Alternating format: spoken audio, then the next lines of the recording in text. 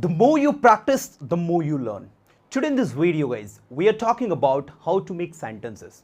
Today in this video lesson, I'm going to teach you 5 types of sentences that are usually spoken so much.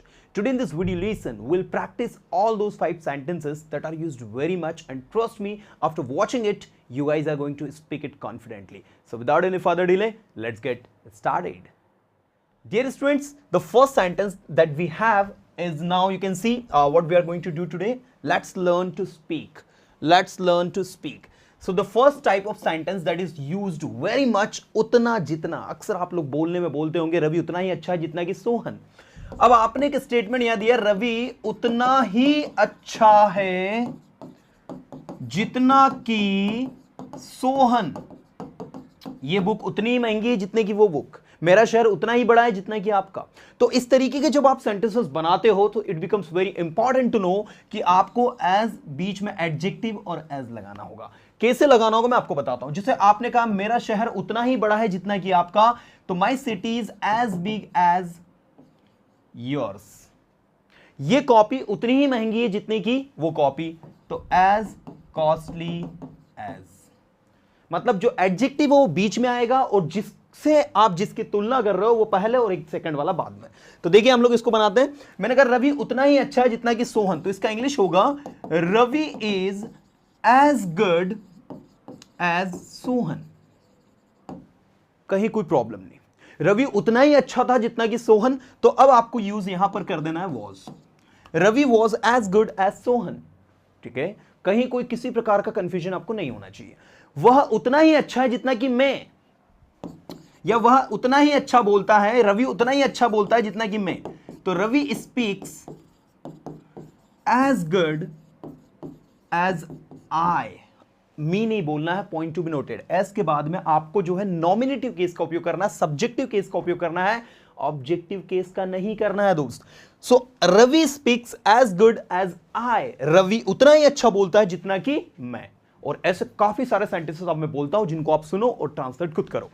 तुम उतने ही अच्छे हो जितना कि मैं.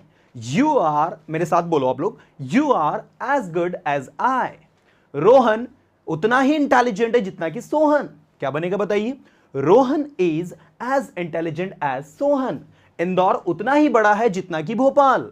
Indore is as big as Bhopal. So this is the way to speak. ये इस तरीके से आपको बनाना है. Point to be noted everyone, कि बीच में आपका एडजेक्टिव होना चाहिए. ये कॉपी उतनी ही महंगी है जितनी की वो कॉपी. बताइए इसकी इंग्लिश क्या होगी? This copy is as costly as that copy. उम्मीद करता हूं कि आपके दिमाग में ये फिट हो गया होगा. अब आपको क्या करना है, इसके कम से कम 20 से 30 सेंटेंसेस हिंदी टू इंग्लिश बनाना है. And once you are able to make Hindi to English, now stop making in Hindi, just directly speak in English. क्योंकि सबसे पहले आपको हिंदी टू इंग्लिश इसलिए बनाना है क्योंकि आपके ब्रेन का जो मैकेनिज्म है ना गाइस, ये आपका नेटिव लैंग्वेज में वर्क करता है. And if you are an Hindi speaker तो अपनी नेटिव भाषा में बनाओ. पहले अपनी नेटिव भाषा में उसको बनाओ, एंड देन नेटिव भाषा से फिर उसको इंग्लिश लैंग्वेज में लेकर आओ. और जहां एक बार इंग्लिश में आपसे आ गया, स्टॉप ट्रांसलेटिंग इन हिंदी. हिंदी में बिल्कुल बोलना बंद कर दो. सिर्फ और सिर्फ किस में करना है, हमें उसको इंग्लिश में ही करना है. तो पहला टाइप आई होप आप सबको समझ में आ गया होगा. कमेंट करके मुझे लिखना है कि आज का सेशन आपको कैसा समझ में आ रहा है. चलो दूसरे टाइप पर हम लोग चलते हैं. सेकंड टाइप है की अपेक्षा. जब कभी आपके सेंटेंस में इस तरीके के सेंटेंस आए, तो ये आपको अभी मैं आपको ये भी बताना चाहूंगा कि ये जो पहला टाइप है ये आपका पॉजिटिव डिग्री पर बेस्ड है. मैंने डिग्री पर बेस्ड भी कंटेंट काफी सारे अपलोड किए हैं, तो ये पॉजिटिव डिग्री जो है उस पर बेस्ड है. और ये जो सेकंड वाला है ये कंपैरेटिव डिग्री पर बेस्ड है. जैसे मैंने कहा रवि सोहन की अपेक्षा अच्छा स्पीकर है, तो यहां पर रवि को सोहन से आप क्या बता रहे हो? अच्छा बता रहे हो. इंदौर शहर जो है भोपाल शहर से ज्यादा बड़ा है. तो ऐसे सिचुएशन में आप जब किसी की तुलना किसी से कर रहे हो तो आपको एडजेक्टिव के बाद में देन लगाना होता है. तो जैसे मैंने कहा इंदौर भोपाल की अपेक्षा बड़ा है. ये देखो की अपेक्षा आ गया यहां पर. अब जब आप इसकी इंग्लिश करोगे तो आप इसकी इंग्लिश बनाओगे Indore is bigger. Let me tell you students, ये जो बिगर है ना, ये आपकी कंपैरेटिव डिग्री है. Big, bigger, biggest, good, better, best. तो आपको यहां पर बिगर यूज करना, बिकॉज हम लोग कंपैरेटिव डिग्री को यूज कर रहे हैं, that is why. So Indore is bigger than Bhopal. ठीक है. और अगर मैं कहूं आपसे कि भोपाल की क्लाइमेट जो है शिमला की क्लाइमेट से, भोपाल की क्लाइमेट इंदौर की क्लाइमेट से ज्यादा अच्छी है, तो ऐसी सिचुएशन में थोड़ा सा आपको चेंजेस करना होगा। देखिए मैंने क्या कहा, भोपाल की जलवायु इंदौर की जलवायु से ज्यादा अच्छी है। अब यहां पर आप इस सेंटेंस को जब इंग्लिश में बनाएंगे, so let me tell you student, आपको काफी सारे बदलाव करने होंगे। आपको लिखना होगा द क्लाइमेट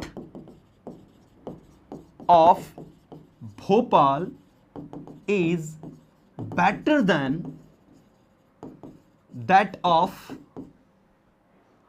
इंदौर।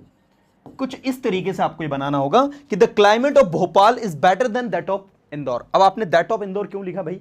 क्योंकि अगर आप इसको ऐसा लिख देते कि the climate of Bhopal is better then Indore, तो आप एक बहुत बड़ी गलती कर देते, वो ये कि आप भोपाल की जलवायु की तुलना इंदौर से कर बैठते, जो कि गलत है। आप कंपैरिजन किसके बीच में कर रहे हो? You are comparing between the climate of Bhopal and the climate of Indore, and that is why guys you have to say the climate of Bhopal is better than that of Indore.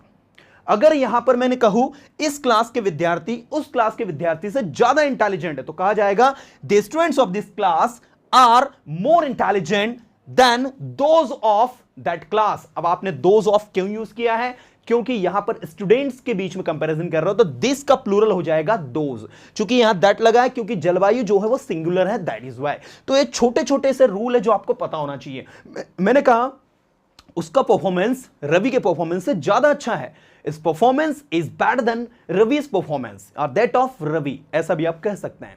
His performance is better than that of Ravi. Ravi की English Sohan की English से ज्यादा अच्छी है। बताइए इसकी क्या होगा? रवि's English is better than that of Sohan, और यू कैन से रवि's English is better than Sohan's English. इस तरीके से आप इसे बना सकते हैं। मुझे ऐसा लगता है कि अगर आप किसी भी सेंटेंस को इस तरीके से बनाकर उसकी प्रैक्टिस कर रहे हो, then you can translate any sentence without making any mistake. अब मुझे आप लोगों को कमेंट करके बताना कि क्या ये आपको समझ में आया। चलिए हम लोग आगे बढ़ते हैं। नेक्स्ट जो थर्ड टाइप के सेंटेंस है, इनमें हमारे पास जो सबसे अच्छा है वो है के सिवाय के अलावा। देखो आप लोग अक्सर बातचीत में करते हो भाई वहां पानी के अलावा कुछ भी नहीं था। आपने क्या कहा? वहां पानी के सिवाय कुछ भी नहीं था। ठीक है, तो इस तरीके से जब आप इसकी इंग्लिश बनाते हो तो आप बनाते हो there was nothing. There was nothing मतलब वहां कुछ नहीं था। There was nothing but water. ये बन गया आपका। आपने कहा मैं वहां गया और मैंने देखा वहां पेड़ों के अलावा कुछ भी नहीं मिला मुझे यार। I found nothing but trees. ठीक है, मुझे वहां पेड़ों के अलावा कुछ भी नहीं मिला। I found nothing but trees. पूरे जंगल में पेड़ ही पेड़ थे। Everywhere trees were exist, trees were everywhere. I found nothing but trees. मुझे वहां पर पेड़ों के सिवाय, पेड़ों के अलावा कुछ भी नहीं मिला। She spoke nothing but Hindi. उसने हिंदी के सिवा कुछ भी नहीं बोला। मतलब she did not speak any other language apart from Hindi. मतलब उसने हिंदी के सिवा कुछ भी नहीं बोला जो कि इंग्लिश में हो। वो स्टेज पर आई थी इंग्लिश की स्पीच देने, लेकिन सब कुछ बोल के इसमें चली गई हिंदी में।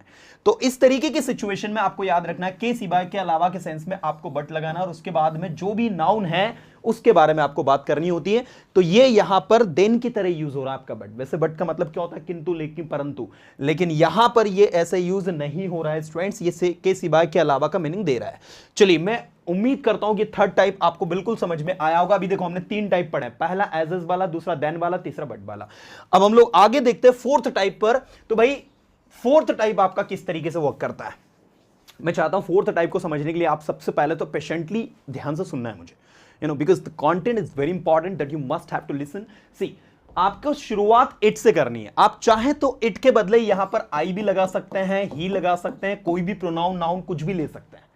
जैसे देखिए आपने अगर जो भी चीज में आपको समय लगता है या कोई भी चीज लगती है, मैंने कहा भाई इंग्लिश सीखने में समय लगता है। इंग्लिश सीखने में समय लगता है। अब यहां पर आपसे प्रश्न पूछा जाएगा कि इंग्लिश सीखने में समय लगता है, तो इसकी इंग्लिश क्या होगी? It takes time to learn English. आप देख सकते हैं यहां पर हमने क्या यूज किया? It takes time to learn English. It takes time to learn, ये RN है, हाँ, ये तो कुछ लोग इसको M समझ ले। This is it takes time to learn English. English सीखने में समय लगता है। मैंने कहा इंग्लिश सीखने में 4 महीने लगते हैं, तो आप कहोगे it takes 4 months to learn English. मुझे इंग्लिश सीखने में 2 महीने लगते हैं। I take 2 months to learn English. मुझे इंग्लिश सीखने में 2 महीने लगे, तो I took 2 months to learn English. ये आपका इस तरीके से वर्क करता है। आप देख सकते हैं सेंटेंस कैसे वर्क कर रहा है। आई took 2 months to learn English. मुझे इंग्लिश सीखने में 2 महीने लगे, और इंग्लिश सीखने में 2 महीने लगे, सिर्फ इतना ही बोला मैंने, सब्जेक्ट बोला ही नहीं। तो it took 2 months to learn English. वहां जाने में 2 दिन लगे, it took 2 days to go there. यहां आने में 2 दिन लगे, it took 2 days to come here. और वहां जाने में 2 दिन लगेंगे, it will take 2 days to go there.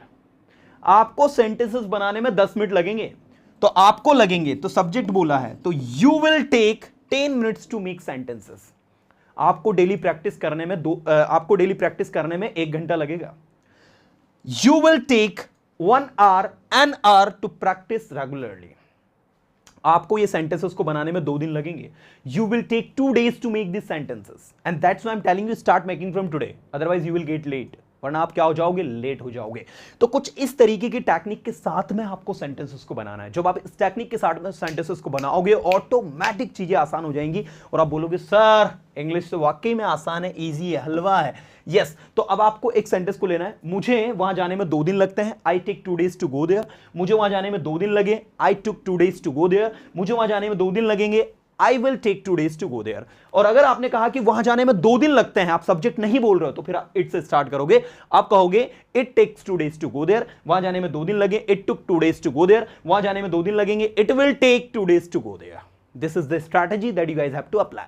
चलो मैं आगे आपको लेकर चलता हूं। The next we have 5th and the last type, this is we have. तो मैं चाहता हूं आप इसको बिल्कुल समझ के पढ़े। देखो, जहां कहीं भी आप जब ऐसा बोले कि भाई कोई संख्या है, कोई नंबर है, और वो सेंटेंस जो है आपका सिंपल बन रहा है, उसमें वर्ब नहीं आ रही है। जैसे मैंने कहा कि इस क्लास में 10 स्टूडेंट्स हैं, इस क्लास में 10 स्टूडेंट्स हैं, तो जब आप इसकी इंग्लिश बनाओगे तो आप बनाओगे there are 10 students in this class. मैं आप सबको बताना चाहता हूं स्टूडेंट कि जहां भी आप कोई नंबर्स बताएं, ये देखो नंबर्स आया 10, या फिर कोई भी क्वांटिटी बताए, वहां भी, जैसे मैंने कहा ग्लास में कुछ पानी है, यह नंबर नहीं है, लेकिन देखो there is some water in the glass. Glass में क्या है बताओ? कुछ पानी है, तो there is some water in the glass. मैं आप सबको बताना चाहता हूं कि आप इस चीज को समझो, इसकी वैल्यू को, कि यहां पर सम है, यहां पर 10 है। ये आपके क्या है? न्यूमेरिकल एडजेक्टिव्स हैं। ये एडजेक्टिव्स अगर किसी नाउन के आगे आ रहे हैं, तो वहां पर आपको देयर का उपयोग करके इसे बनाना होता है। मैंने कहा ग्लास में थोड़ा पानी, तो there is little water in the glass. There is little water in the glass. Glass में थोड़ा पानी, there is some water in the glass, right. Class में कुछ स्टूडेंट है, there are few students in the class. यहां few लगा है क्योंकि स्टूडेंट्स के साथ में लिटिल नहीं लगा सकते आप।